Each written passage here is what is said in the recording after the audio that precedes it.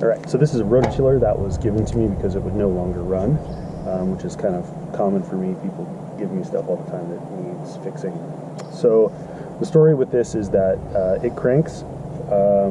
There is spark, so I've checked for spark, and there's spark.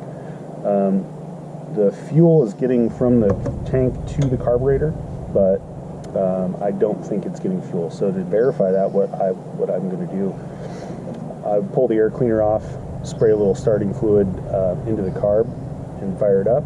And when I did that, this thing runs perfect for 2 to 3 seconds and then dies. Basically, it's not getting fuel. So my theory, and this is a very common problem with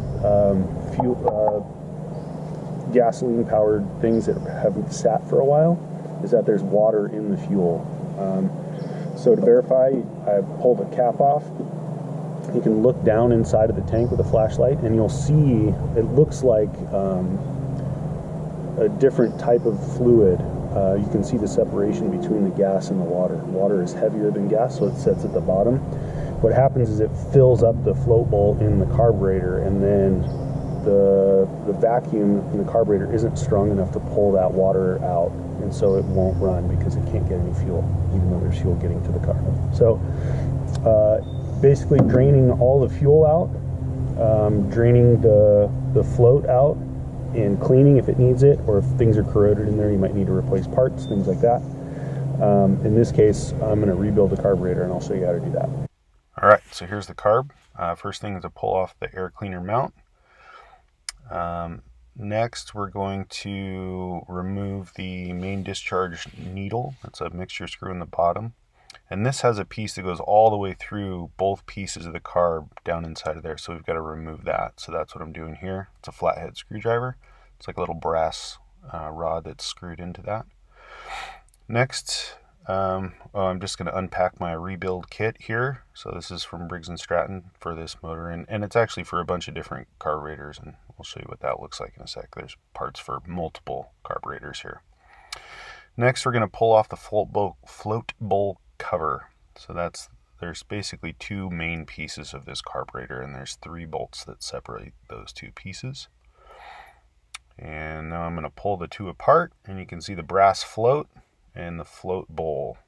So I'm going to pull out the float pin next, and that holds, it's basically the pin that the float hinges on. And so there's the float and the float needle. Next, I'm pulling off the old gasket because I'm going to replace it. So get rid of that. I'm just kind of inspecting things, making sure there's nothing goofy in there. And then this is the idle mixture screw. So this one, you want to count the number of turns to turn it in all the way, and then you can remove it, and that way you can put the other one back in the same spot. So basically I just am looking around inside of the float bowl, making sure there's no debris in there or other nonsense. This is the main discharge nozzle, and this was actually broken. And so that's kind of why I did this whole rebuild. Otherwise I probably would have just cleaned it and put it back together. A couple other things, there's 2 different float needle styles, and they give you 2 different float needles. So here's the 2. So I'm just kind of basically picking all the parts that I need out, and then I'm going to start putting this thing back together. So first step is going to be to put the float, here I'm scraping gasket material off that was kind of stuck to the top of the carburetor, and then we'll start reassembly once everything's cleaned up. So you want to make sure all the jets are cleaned out really good, any passageways are cleaned out really good, all the old gasket materials is removed, all that sort of stuff. Okay, so first step, new gasket, bam, and our float, new float needle, and our float pin is going to get put in, and then the 2 halves are going together.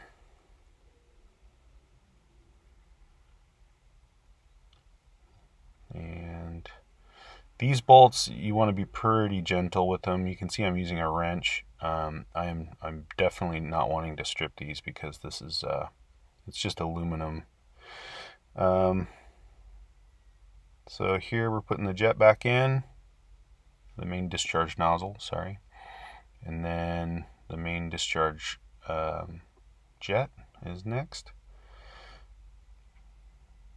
And snugged up. That will all have to adjust once the engine's actually running. So, and then let's see, air cleaner back on.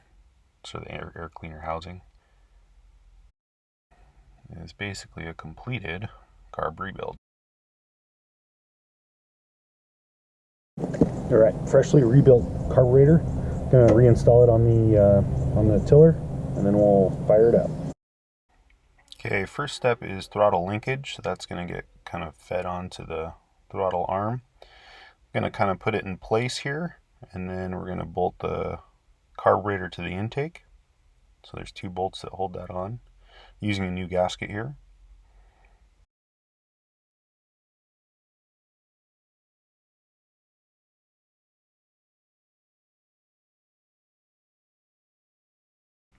This lower section is just a mount.